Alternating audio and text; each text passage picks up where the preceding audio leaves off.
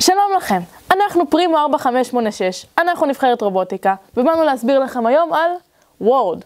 מה זה וורד? וורד זה בעצם תוכנה שמאוד נוח לכתוב שם מסמכים, ספרים, מה שבא לכם. כדי להשתמש בה, דבר ראשון, אנחנו רוצים לפתוח אותה. ולכן אנחנו נלך למסך הבית שלנו, שם אפשר לראות פה ממש מצד ימין את שורת החיפוש שלנו. נלחץ עליה לחיצה אחת ונחפש באנגלית את המילה וורד. אחר כך אנחנו רואים פה את כפתור הפתח, נלחץ עליו ונפתחה התוכנה של וורד. נבחר מסמך ריק ואנחנו בפנים. זה מסך הבית שלנו. בעצם כל המלבן הלבן הזה זה הדף שלנו, ומה שיש מעל, כלים שיעזרו לנו לנווט בו. אז הדבר הראשון שאנחנו רוצים לעשות כשאנחנו פותחים את המסמך שלנו, זה כמובן כותרת. איך עושים את זה? פשוט מאוד.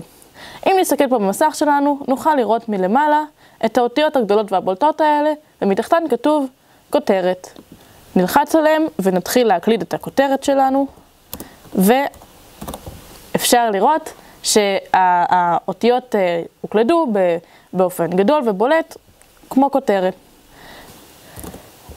אפשר פשוט ללחוץ לחיצה ארוכה על העכבר שלנו ולגרור אותו מעל האותיות שאנחנו רוצים לבחור, ולאחר מכן אפשר לבחור ממש פה למעלה להזיז אותה לאמצע, או דוגמה אם אנחנו רוצים לשנות פונט, אפשר ללכת למלבן הזה פה, הוא מאוד שמיש לנו.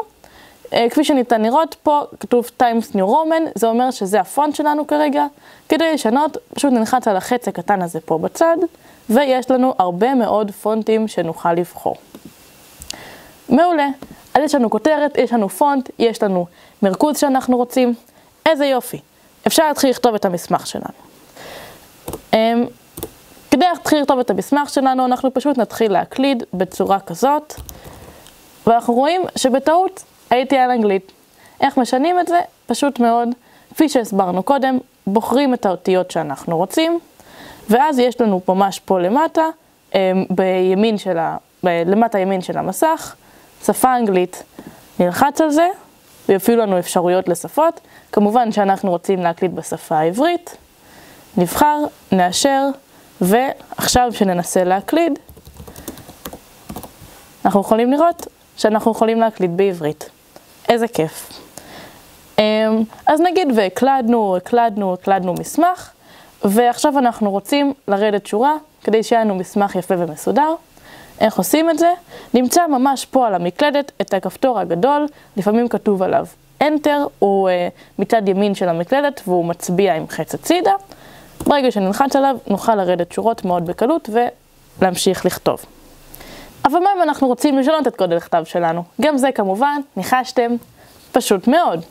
פשוט נבחר את האותיות שאנחנו רוצים לשנות, ונחזור חזרה למסך הזה. זוכרים שאמרתי לכם שהוא יהיה שימושי? נחזור אליו, נבחר את המספר, כרגע המספר נמצא על 11, במידה ואנחנו רוצים להגדיל את הגופן, אנחנו יכולים לבחור 12 או 24, במידה ואנחנו רוצים להקטין את הגופן, אפשר לבחור גם 8, ואפשר אפילו להקליד מספר משלנו. מעולה. אני רק אחזיר את זה לגודל שאפשר לקרוא. איזה כיף. אז נגיד ועכשיו אנחנו כתבנו את המסמך שלנו, הוא נראה מאוד יפה, מאוד מסודר, אנחנו מרוצים ממנו, ואנחנו רוצים לשמור אותו. גם זה כמובן פשוט מאוד. נלך פה לפינה הימנית של המסך, ונבחר את הסימן הזה, ממש ליד הלוגו של וורד. ברגע שנלחץ עליו, אנחנו רואים שהוא כותב שמור, נעשה לחיצה, ונוכל לבחור איפה אנחנו רוצים לשמור את המסמך, ונשמור. עכשיו כמובן שאנחנו יכולים להמשיך לכתוב דברים במסמך, וברגע שנלחץ עוד פעם שמור, המסמך יתעדכן לגרסה העדכנית ביותר. זהו, תודה רבה לכם שהייתם איתנו, אנחנו מקווים שנהניתם והבנתם את הכל. אנחנו פרימו 4586, תודה לכם.